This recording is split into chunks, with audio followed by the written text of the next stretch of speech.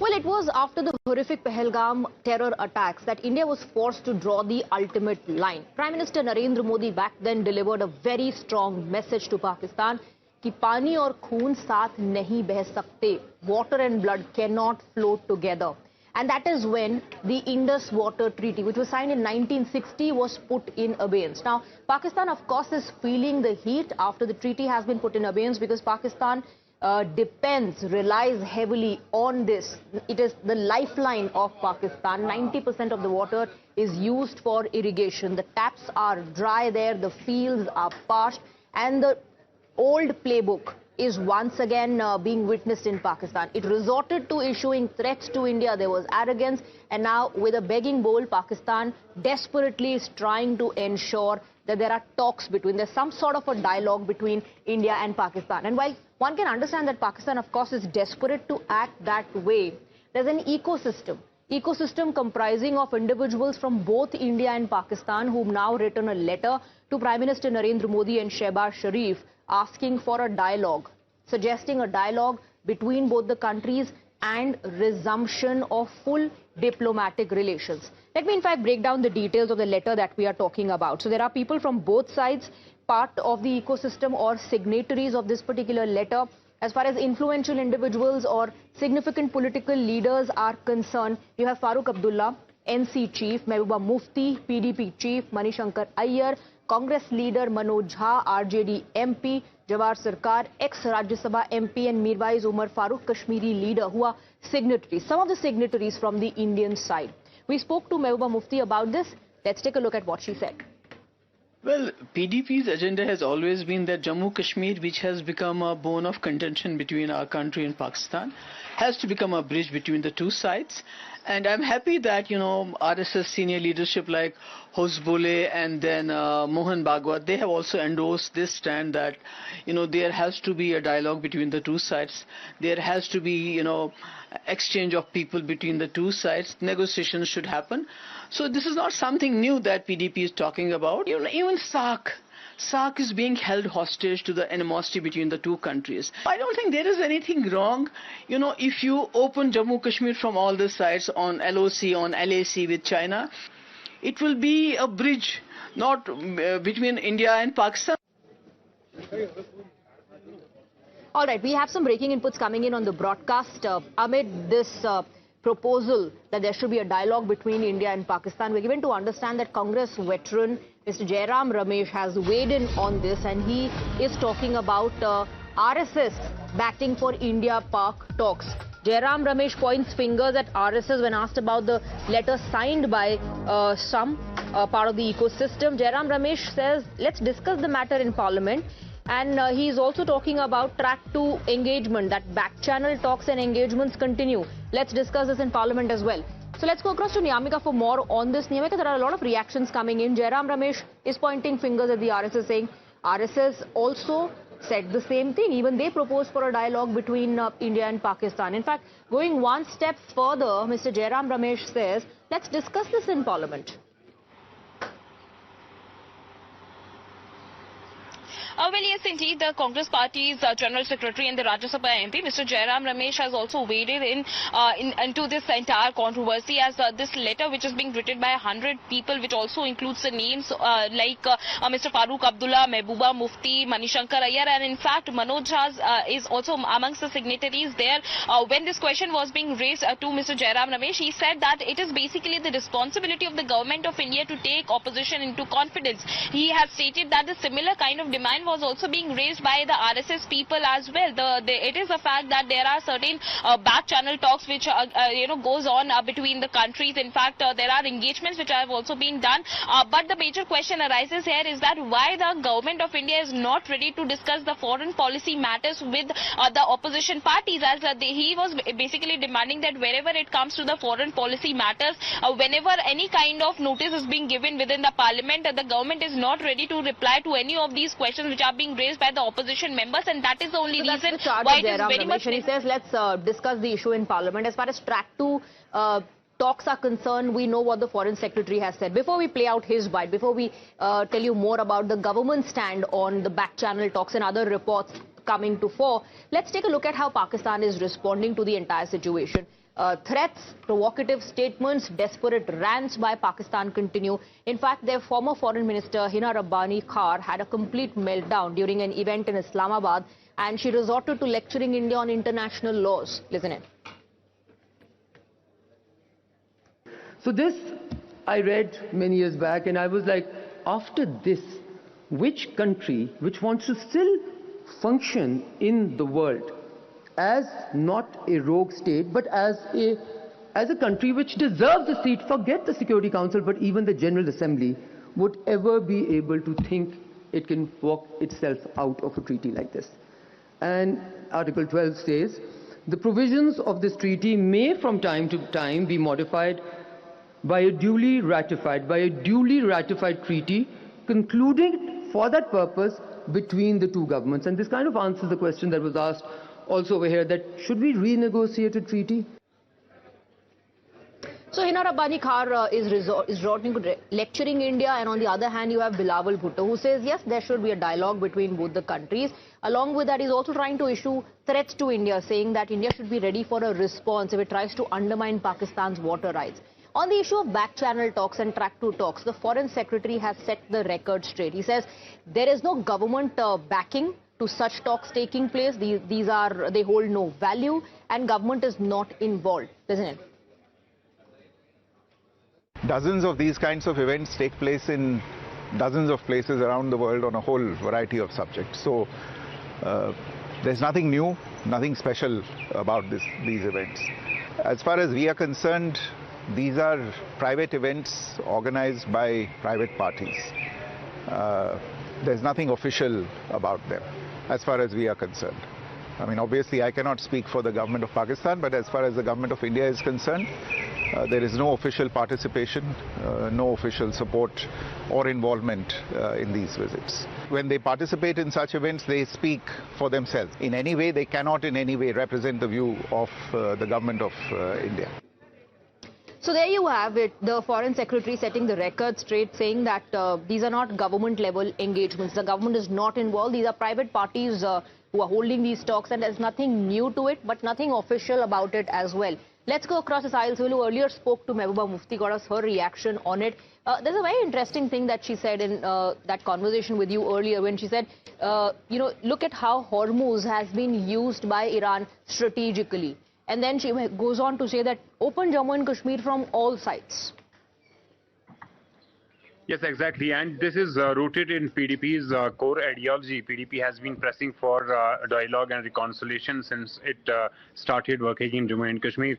This party has basically its own, version of resolution for Jammu and Kashmir, what they call self-rule, basically demanding that the double currency trade routes between Jammu and Kashmir and Pakistan-occupied Jammu and Kashmir may be reopened. So in this letter, we do mention, and in fact we do see mention of resumption of talks between India and Pakistan. There are also mention of Jammu and Kashmir, and also mention of this that no country can basically put another country into energy crisis. So that's a reference to basically Indus Water Treaty, as we heard from several Pakistani politicians yesterday in Islamabad during a conference on Indus Water Treaty, basically suggesting that 50% population in Pakistan is dependent on waters that flow from India, and they are their food security is linked to these waters. So all discussion is around Indus Water Treaty and the letter that has been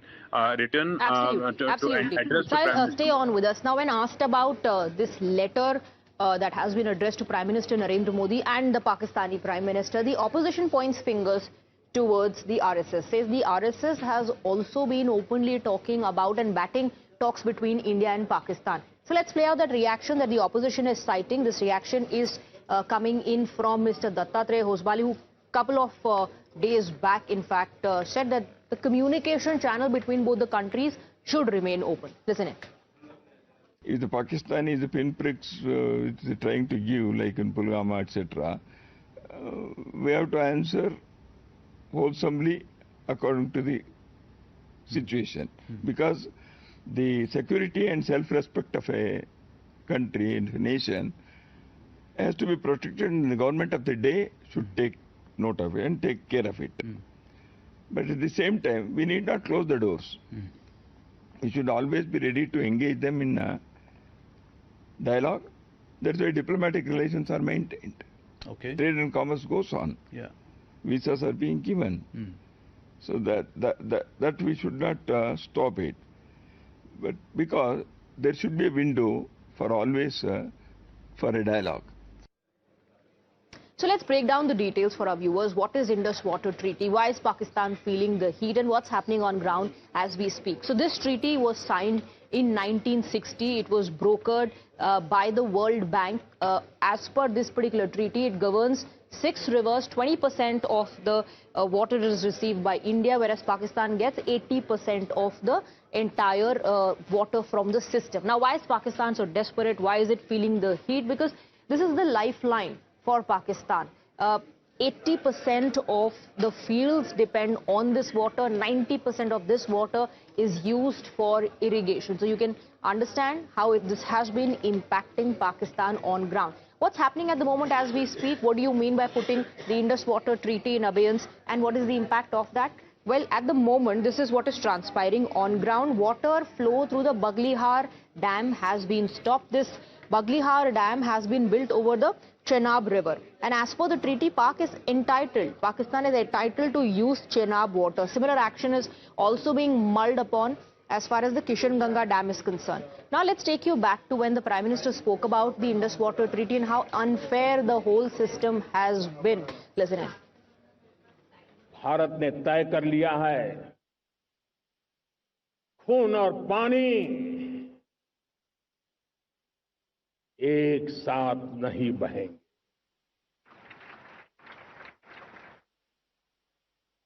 अब देशवासियों को भली भांति पता चला है कि सिंधु का समझौता कितना अन्यायपूर्ण है, कितना एक तरफा है। भारत से निकलती नदियों का पानी दुश्मनों के खेत को सींच रहा है और मेरे देश के किसान, मेरे देश की धरती पानी के बिना प्यासी है।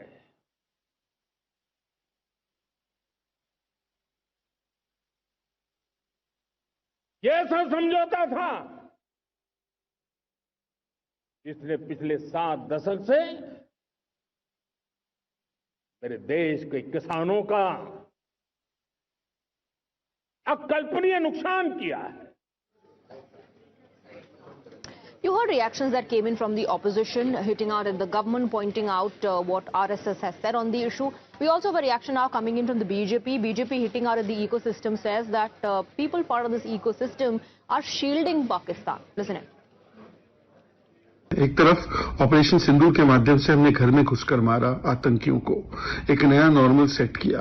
जिनका पुराना नॉर्मल था कि 26/11 के बाद कुछ मत करो, मोस्ट फेवर्ड नेशन स्टेटस दे दो, ये दिखाता है कि कैसे ये सेना विरोधी, ये चाहते हैं कि आतंकवाद पर कोई कार्रवाई ना हो। ये दरअसल सॉफ्ट कॉर्नर ऑन टेररिज्म रखते हैं और बार बार चाहे कांग्रेस हो, उनका इकोसिस्टम हो या इंडिया अलायंस हो, वो इस प्रकार की बातें करता है।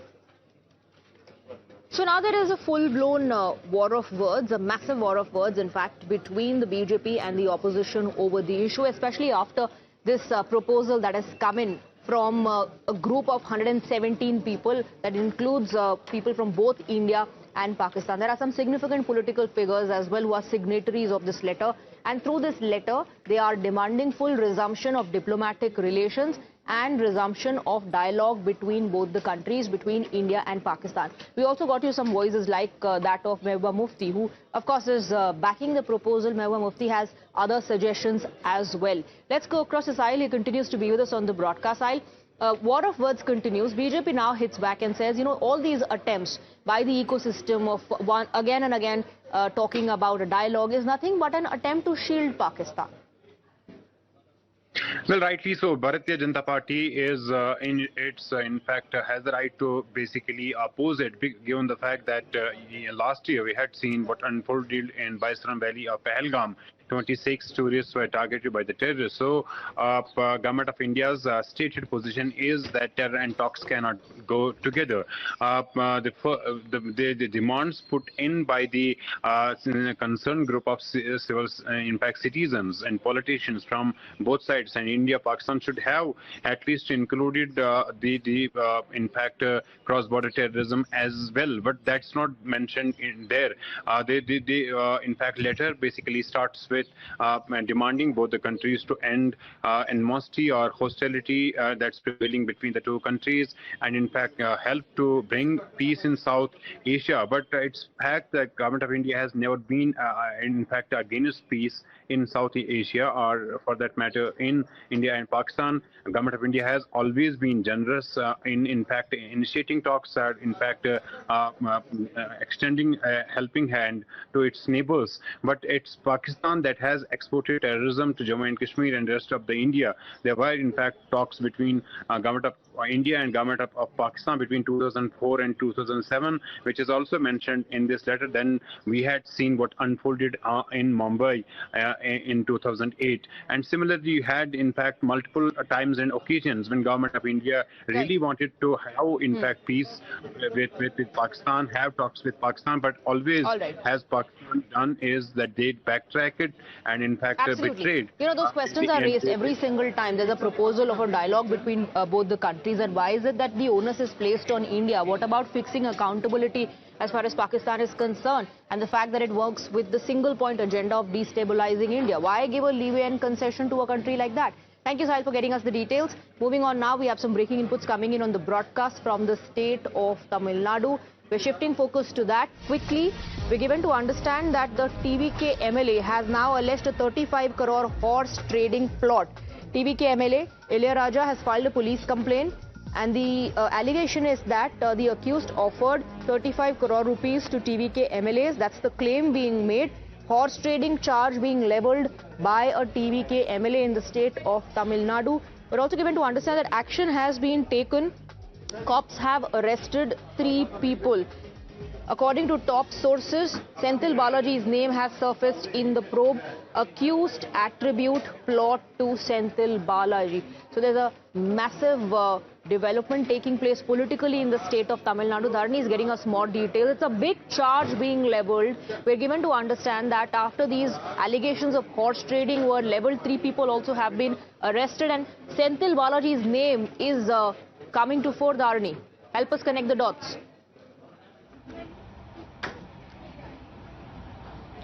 Well, 3 individuals identified as Naresh, Tirunavakarasu and Tyagarajan, they've been arrested by the Chennai police in connection with this particular plot. So the accusation here is that the accused were offering up to 35 crores to a TVK MLA named Ilayaraja to vote against a proposed trust vote against, Tamil Nadu Speaker Jaisri Prabhakar. So the DMK is planning to, demand a trust vote, in connection with Tamil Nadu Assembly Speaker Jaisri Prabhakar, and to vote against, this trust vote, the accused had offered up to 35 crores to this particular TVK MLA named Ilayaraja, but Ilayaraja did not take up this offer. He went on to file a police complaint with the Chennai Commissionerate, and following that, now these 3 individuals, they've been arrested. And during the investigation, we are given to learn that these 3 individuals have taken the names of DMK MLA and former Minister Senthil Balaji and Senthil Balaji's brother Ashok. So both Senthil Balaji and his brother Ashok's name have now surfaced in the investigation. The accused have confessed that they did all this based on suggestions from Senthil Balaji and his brother Ashok. That is what the confession is at this point in time. So it remains to be seen whether the police department will now initiate any action against Senthil Balaji and his brother Ashok for alleged horse trading attempts. But the TVK is taking this issue very seriously. On one hand, all the opposition parties in the state, that is the DMK, ADMK, etc., they are accusing the TVK of horse trading. But here now the TVK is accusing DMK of alleged horse trading attempts. TVK says that DMK leaders such as Senthil Balaji, they are constantly trying to poach their MLAs. They're constantly offering high amounts to all their MLAs to poach them to their side. So we will take legal action against each and every such attempt, is what TVK says. Okay, Dharani, stay on with us. We have a reaction coming in. Let's listen in. What is your response to the horse trading allegations, sir? They're telling that you're purchasing MLAs from ADMK and that you're indulging in washing machine politics. No, not at all. This is a democracy. Anybody can come to any party. Any people can join any party.